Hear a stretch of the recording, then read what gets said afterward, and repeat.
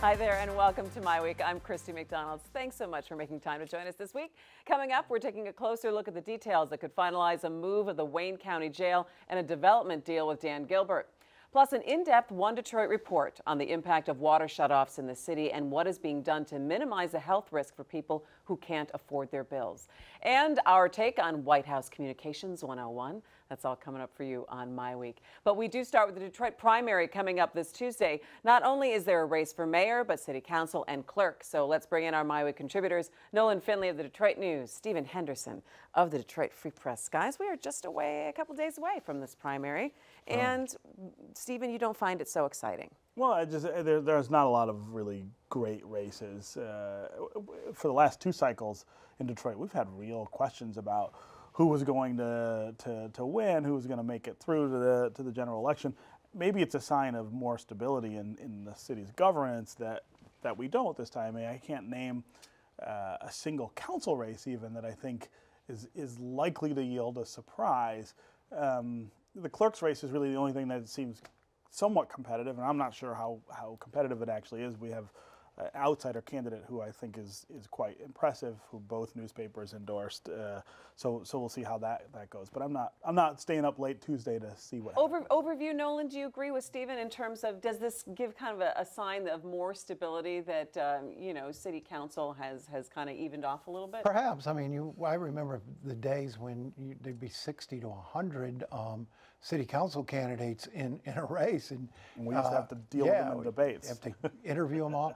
Maybe the districts have changed the dynamic somewhat. That's the only thing I can think of that's different. I don't think it's stability that's keeping people out. I think the district format is maybe lends itself a little less to these big, massive ballots. I agree with Steve on the clerk's race, though. It's an interesting race, and this Garland Gilchrist, the young guy who seems to have some expertise and some technical skills.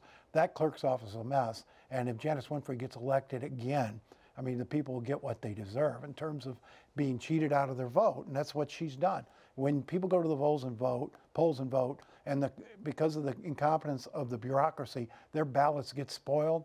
That's disenfranchised. Well, and would she be the most vulnerable this time around, given what happened with the presidential election? I mean, that was a pretty hard shot at Janice, who I think has made some real mistakes and fallen behind in recent years.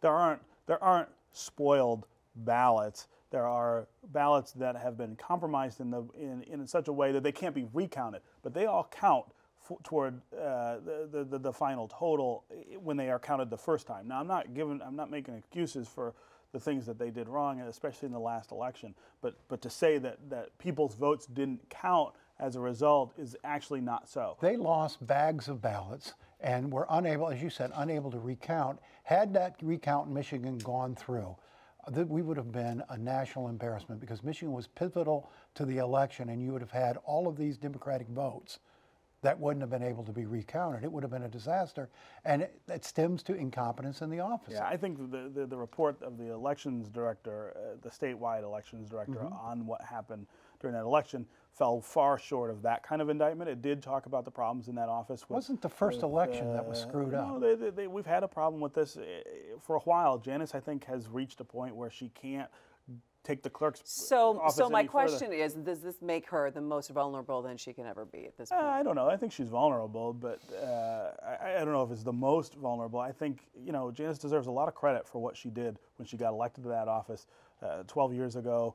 Jackie Curry had that office in a really bad state. Janice cleaned up all of the problems that we were facing at that time. I think she may just not be the person now to take us into the future. All right, let's talk a little bit about the mayor's race. The Detroit News, you guys had a poll which put Mike Duggan up in around 60%, and gave Coleman Young, he was about at 30%, which is a little bit higher than he had been polling in the late spring or so. Are we still looking at these two guys? Well, I think so, and it's it is surprising that a first-term mayor isn't getting a stronger challenge from someone, but he has. I mean, you can take a look at this. He has lined up the entire black power structure in the city. The Black Slate endorsed him this week. The pastors endorsed him. The unions are. This is a pretty remarkable accomplishment for a guy who for a white guy from Livonia. Yeah, who moved into the city 4.5, 5 years ago, and you have now the black power structure firmly in his corner. I mean, it's quite an accomplishment. What do you think? Yeah, I think Coleman Young is in for a pretty rough night, primary night, and if he gets into the general, possibly a rough night in November. It is pretty remarkable that Duggan has been able to do that. I think, again, there is some expectation now of stability, even though people in the city are frustrated still with what they see around them. If you live in most neighborhoods, I think it's hard to point to a lot of concrete things that are better in your life, but they can take account for the things that have happened, and they can attribute that to Mike Duggan and say, all right, the lights are on, Dave Bing started that, but Mike Duggan finished it. The garbage gets picked up on time. The buses run a little more on time than they used to. These are basic services, but we had come to expect that those wouldn't be there for us. And there's a sense of competence, a sense of movement. And if you look at the money raised, I think Coleman Young had raised just $22,000 in the last report. That's not going to pay for campaign lunches on the trail. I mean, it's just not enough money to mount an effective campaign. Give people some insight as to how both your newsrooms operate on a primary night like this. What are you guys going to be prepared for? Come on, you can give me a little bit. But we try not to. Don't give me that. Well, it's a big. You'll be We try not to announce one please. winner and then it's actually someone else. Yeah, are we going to work on that this time around? Free press? We really make an effort not to do that. We're going to make sure.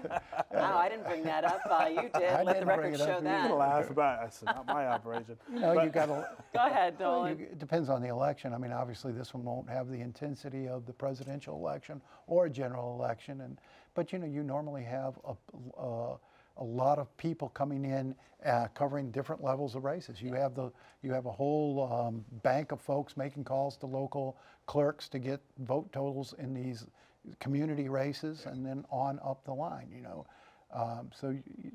In a general election, the whole newsroom would be engaged. And a night like Tuesday night, where it's a little smaller, the pizza order will be a little it's smaller. a little smaller. What about you guys? You still got to feed the sports department, so you got to have the same number of pizzas. It looks about the same, and you've got editors and as you point out, a lot of volunteers in looking at these vote totals, trying to make sense because they come in such small numbers.